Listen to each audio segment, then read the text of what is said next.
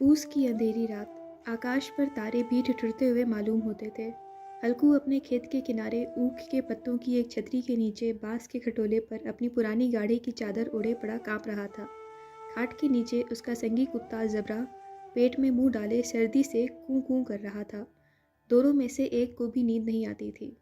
हल्कू ने घुटनियों को गर्दन में चिपकाते हुए कहा, क्यों जबरा, जाड़ा लगता है? कहता तो था घर में पुहाल पर लेट रहा। तो यहाँ क्या लेने आए थे? अब खाओ ठंड, मैं क्या करूं? जानते थे मैं यहाँ हलवा पूरी खाने आ रहा हूँ। दौड़े दौड़े आगे आगे चले आए। अब रो नानी के नाम को। जबरा ने बड़ी बड़ी दुम हिलाई और अपनी कूकू को दीर्घ बनाता हुआ एक बार जमाई लेकर चुप हो गया। उसकी श्वान बुद्धि ने शायद ताड़ लिया, स्वामी को मेरी कूकू से नींद नहीं आ रही है। हल्कू ने हाथ निकालकर जबरा की पीठ सहलाते हुए कहा, कल से मत आना मेरे साथ, नहीं तो ठंडे हो जाओगे। या पछुआ ना जाने कहाँ से बर्फ लिए आ रही है। आज और जाड़ा खा ले, कल से मैं यहाँ पुआल बिछा दूंगा, उसी में घुसकर बैठना, तब जाड़ा ना लगेगा।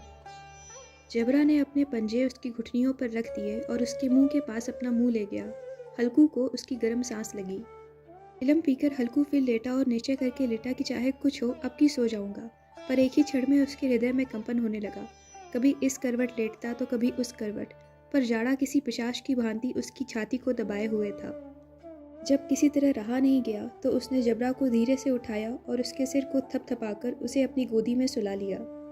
कुत्ते के देह से जाने कैसी दुर्गंध आ रही थी, पर वह उसे अपनी गोद से लिपटाए हुए ऐसे सुख का अनुभव कर रहा था जो इधर महीनों से उसे ना मिला था। जबरा शायद समझ रहा था कि स्वर्ग यही है, और हल्कू की पवित्र आत्मा में तो उस कुत्ते के प्रति घृणा की गंध तक न थी। अपने किसी अभिन्न मित्र या भाई को भी वह इतनी तत्परता से गले लगाता नहीं। इस अनोखी मैत्री ने जैसे उसकी आत्मा के सब द्वार खोल दिए थे और उसका एक एक अणु प्रकाश से चमक रहा था। सहसा जबरा ने किसी जानवर की आहट पाई। इस विशेष आत्मीयता ने उसमें एक नई स्फूर्ति पैदा कर दी थी, जो हवा के ठंडे झोंकों को तुच्छ समझती थी। वह झपट कर उठा और छतरी से बाहर आकर भूंकने लगा। हार में चारों तरफ दौड़ दौड़ कर भूंकता रहा। एक क्षण के लिए आ भी जाता तो तुरंत ही फिर दौड़ता। कर्तव्य उसके हृदय में अरमान की भांति उछल रहा था। 1 घंटा और गुजर गया। रात ने शीत को हवा से धधकाना शुरू किया। हल्कू उठ बैठा और दोनों घुटनों को छाती से मिलाकर सिर को उसमें छिपा लिया। फिर भी ठंड कम ना हुई। ऐसा जान पड़ता था सारा रक्त जम गया है, धमनियों में रक्त की जगह हिम बह रही है। उसने झुककर आकाश की ओर देखा। अभी कितनी रात बाकी है। तरशी अभी आकाश में आधे भी नहीं चढ़े। ऊपर आ जाएंगे तब कहीं सवेरा होगा। अभी पहर से ऊपर रात है। नीचे में खूब अंधेरा छाया हुआ था और अंधकार में निर्दयी पवन पत्तियों को कुचलता हुआ चला जाता था। वृक्षों से ओस की बूंदें टप टप नीचे टपक रही थीं।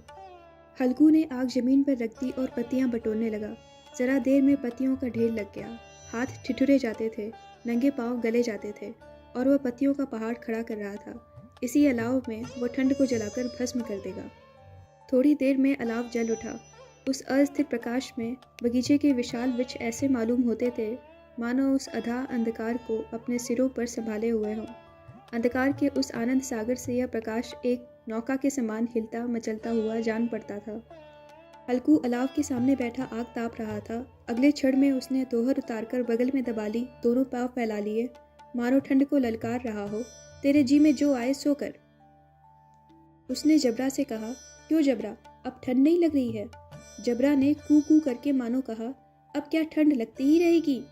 पहले से ये उपाय ना सूझा, नहीं तो इतनी ठंड क्यों खाते? जबरा ने पूछ हिलाई। पत्तियां जल चुकी थी।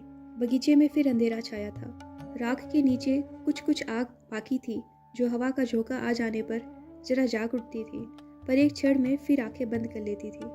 हल्कू ने फिर चादर ओढ़ ली और गर्म राख के पास बैठा हुआ एक गीत गुनगुनाने लगा। उसके बदन में गर्मी आ गई थी, पर जो जो शीत बढ़ती जाती थी उसे आलस्य दबाए लेता था। एकाएक एक झोंका मेहंदी के फूलों की खुशबू लिए हुए आया। हल्कू ने कहा, कैसी अच्छी महक आई जबरू, तुम्हारी नाक में कुछ सुगंध आ रही है।